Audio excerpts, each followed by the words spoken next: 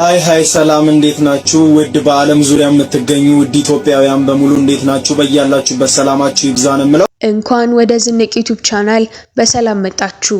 እዚህ ቻናል ላይ ህይወታችሁን የሚቀይሩ አነቃቂ ታሪኮችን፣ ወቅታዊና እውነተኛ መረጃዎችን እንዲሁም ዕውቀታችሁን የሚያሰፉ የተለያዩ ዝግጅቶችን ይዘንላችሁ እንቀርባለን።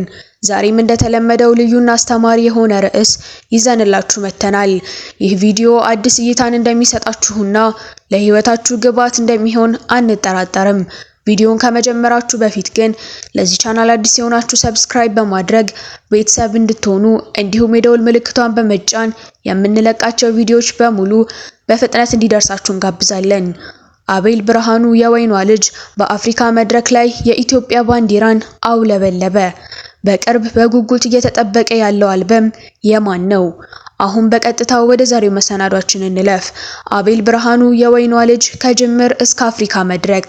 አቤል ብርሃኑ በኢትዮጵያ የማህበራዊ ሚዲያ ዓለም ውስጥ ትልቅ ተጽዕኖ ካላቸው ወጣት መካከል አንዱ ነው። የወይኗ ልጅ በሚለው ቅጽል ስሙ የሚታወቀው አቤል ስራውን የጀመረው እጅግ ተራ በሆነና ጥራቱ ዝቅ ባለ የአይፎን ስልክ ካሜራ ምስሎችን በመቅረጽ ነበር። ይህ መረጃ እንደሚያሳየው ለዛሬው ትልቅ ስኬት የበቃው ካለው ጥቃቅን ነገር በመነሳትና ባሳየው ከፍተኛ ጥረት ነው።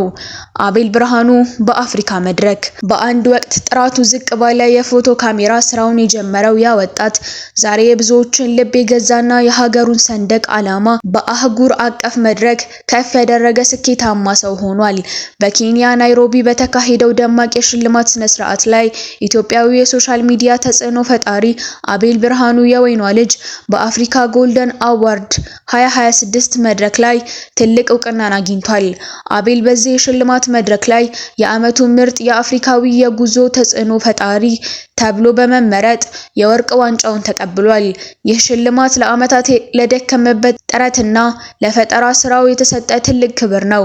አቤል ሽልማቱን ከተቀበለ በኋላ ባስተላለፈው ልብ የሚነካ መልእክት ጉዞውን የጀመረው በተወለደበት ባደገበት ዓለም ገና መሆኑን አስታውሷል። ሁልጊዜ ከጎኑ ለነበሩትና ብርታት ለሆኑት ወገኖቹ በሙሉ ምስጋናውን እያቀረበ ሽልማቱ የእናንተም ጭምር ነው፣ አሁንም ጉዟችንን እንቀጥል በማለት ለተከታዮቹ ያለውን ጥልቅ ፍቅር ገልጿል።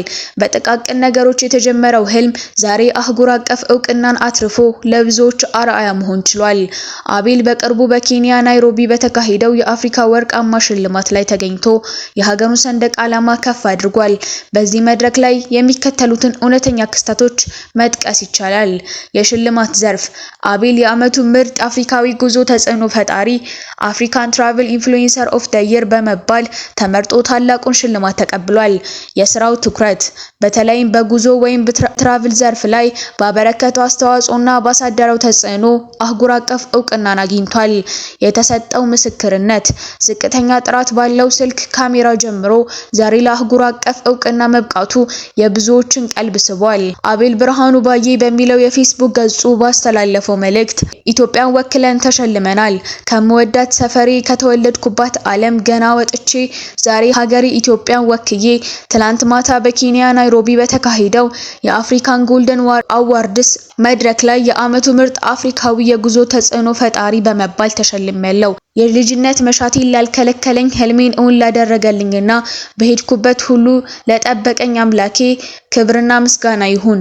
የአሮጌ ስልክ ካሜራ ለመቅረጽ ስነሳ ዓለምን የማየትና ታሪኮችን የማካፈል ህልም ብቻ ነበረኝ። በትንሿ ጥረቴ ባራኪው ንጉስ እየታከለበት በርካታ ሀገራትን አቋርጬ የራሴ አህጉር አፍሪካ እውቅና ስትሰጠኝ የሚሰማኝ ደስታ ወደር የለውም።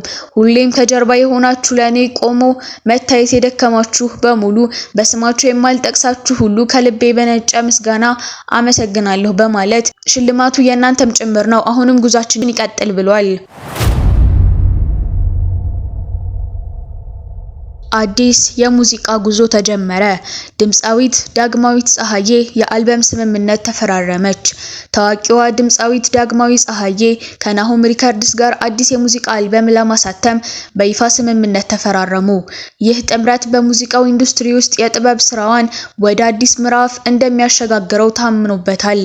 ናሆም ሪከርድስ ባለው ሰፊ ልምድና በድምፃዊቷ ልዩ ብቃት የታጀበው ይህ አዲስ ስራ የሀገራችንን ባህልና ዘመናዊ የሙዚቃ ስልት አጣምሮ የያዘ ጥራት ያለው ስራ በጥቂት ዓመታት ውስጥ ለታዳሚዎች እንደሚያቀርብ ተገልጿል። ይህ አልበም ከፍተኛ ዝግጅት እየተደረገበት መሆኑንም ጠቁመዋል። ለዛሬ ያዘጋጀንላችሁ ዝግጅት ይህንን ይመስል ነበር። እስከ ፍጻሜው አብራችሁን ስለቆያችሁ ከልብ እናመሰግናለን። በዛሬው ቪዲዮ ላይ ያላችሁን ማንኛውንም አስተያየት ወይም ጥያቄ ከታች ባለው የኮሜንት መስጫ ሳጥን ላይ ብታጋሩን በደስታ እናነባለን። ቪዲዮ ጠቃሚ ሆኖ ካገኛችሁት ላይክ ማድረጋችሁን አትርሱ።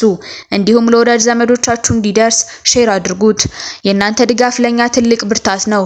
በሚቀጥለው ቪዲዮ በሌላ ድንቅ ርዕስ እስክንገናኝ ድረስ ሰላምና ጤና ለእናንተ እየተመኘን በዚህ እንሰናበታለን። ዝንቅ ሁሌም ለእናንተ አዲስና ጠቃሚ መረጃ